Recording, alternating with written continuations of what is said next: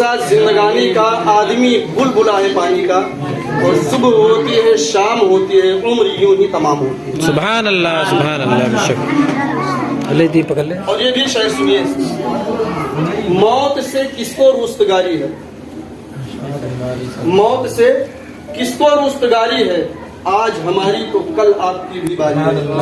اور کر جوانی میں عبادت کاہلی اچھی نہیں، کر جوانی میں عبادت کاہلی اچھی نہیں، جب بڑھاپا آتی ہے تو بات بن پڑتی نہیں۔ محترم حضرات، جو میں نے آیت کریمہ تلاوت کیا ہے، اللہ تبارک تعالیٰ اپنے قرآن مقدس میں ارشاد فرماتا ہے کل نفس ذائقۃ الموت، ہر شے کو موت کا مزہ چکھنا ہے، ہر جاندار والی چیز کو موت کا مزہ چکھنا ہے۔ ایک دن ہر شخص کو اس خاک گیتی سے جانا ہے، اس دنیا سے فنا ہو جانا ہے، اور اس میں کسی کا بھی اختلاف نہیں ہے، سب لوگ جانتے ہیں، کوئی یہ انکار نہیں کر سکتا کہ ہمیں مرنا نہیں ہے۔ اگر آپ کسی بچے سے پوچھیں گے وہ بھی بتائے گا کہ ہاں ایک دن دنیا سے جانا ہے، ایک دن موت ضروری ہے، سب جانتے ہیں کہ ایک دن مرنا ہے، پھر بھی ایک دوسرے سے پڑوسی کا نہیں جمتا ہے، ایک دوسرے سے بغض اور کینہ رکھتے ہیں، ایک دوسرے کے خلاف جو ہے سازش کرتے ہیں، ایک دوسرے کے خلاف جو ہے دعویٰ اور رپورٹ کرتے ہیں، پھر کورٹ اور کچہری کا چکر لگواتے ہیں۔ یہ پڑوسیوں کا حال ہے، ایک پڑوسی دوسرے پڑوسی سے نہیں جمتا ہے، ایک پڑوسی دوسرے پڑوسی کے لیے جو ہے وہ گھات لگا کر رہتا ہے کہ اگر موقع مل جائے تو میں اس کو جان سے مار دوں۔ حضرات یاد رکھنا، اگر کسی مسلمان نے کسی مسلمان کو اگر مار دیا تو اللہ کے رسول نے فرمایا کہ میں اس کی شفاعت نہیں کراؤں گا، وہ جہنمی ہے،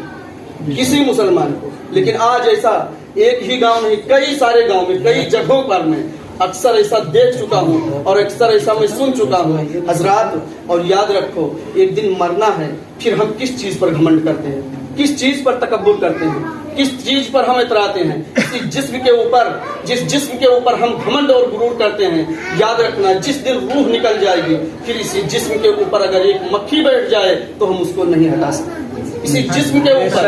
اگر ایک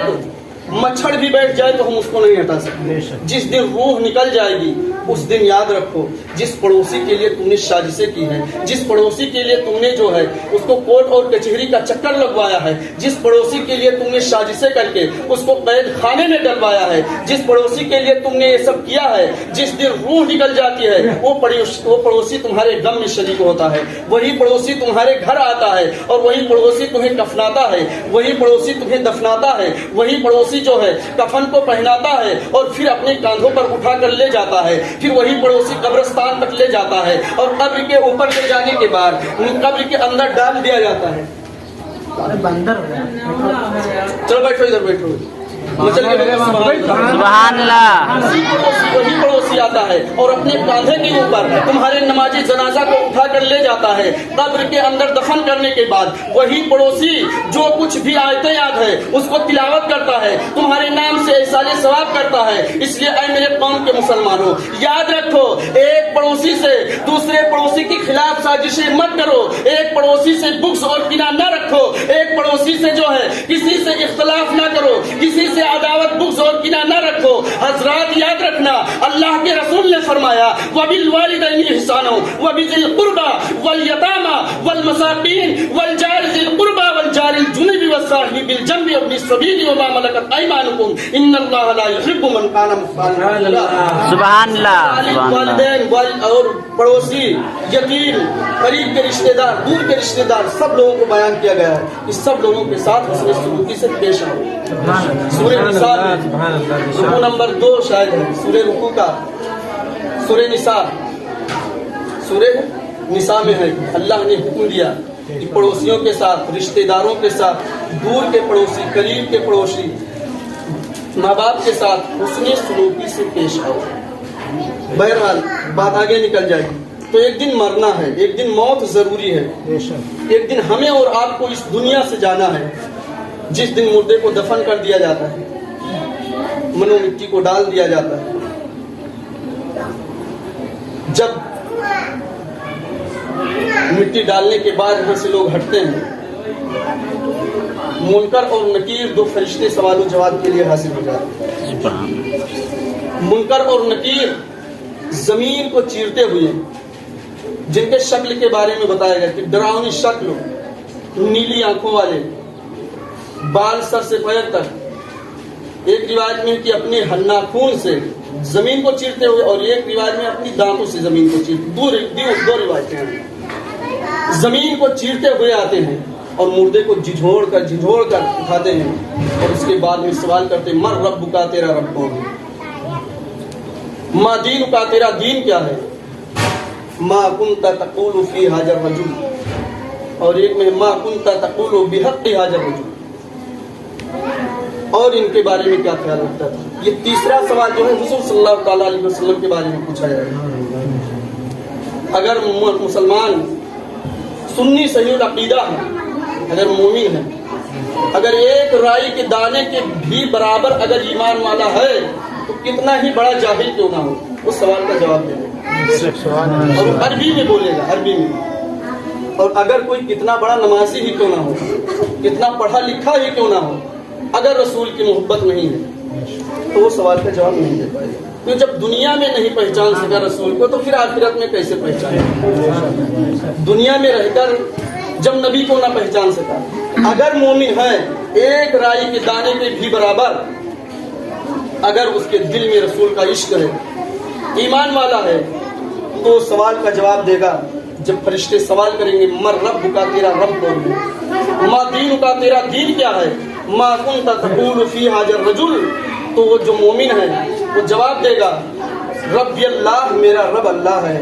دین الاسلام، میرا دین اسلام ہے، اور پھر تیسرے سوال کے جواب میں دے گا وَرَسُولُ اللَّهِ صلی اللہ تعالی علیہ وسلم، یہی تو وہ ہیں جو اللہ کے رسول ہیں، یہی تو ہیں جن پر رحمتیں نازل ہوئی اور سلام ہو، یہی تو ہیں جن کے بارے میں جن کے بارگاہ میں کھڑے ہو کر صلاۃ و سلام پڑھتا تھا، یہی تو وہ ہیں جن کے بارگاہ میں درود و سلام کی ڈالیاں پیش کرتا تھا، درود شریف پڑھتا تھا، یہی تو وہ ہیں کہ جن کی بارگاہ میں جب میں جاتا تھا، حاجی لوگ جاتے ہیں، ان سے پوچھئے ان کی دل کی کیفیت کہ جب گنبد خضرا سے وہاں پر نگاہیں ملتی ہیں تو پھر ہٹنے کا دل نہیں کرتا ہے، یہی تو وہ ہیں جو گنبد خضرا کو بار بار دیکھنے کی میں دل میں تمنا کرتا تھا۔ اگر مومن ہوگا تو اس طریقے سے جب وہ جواب دے گا تو ایک آواز آئے گی، اور فرشتوں سے ایک آواز آئے گی اور کہا جائے گا کہ اے فرشتوں، اس نے سچ کہا ہے، اس کے لیے جنت کی کھڑکیوں کو کھول دیا جائے، اس کے لیے جنت کے بسترے کو لگا دیا جائے، اور پھر فرشتے کہیں گے کہ سو جا جیسے دولہا سو جا۔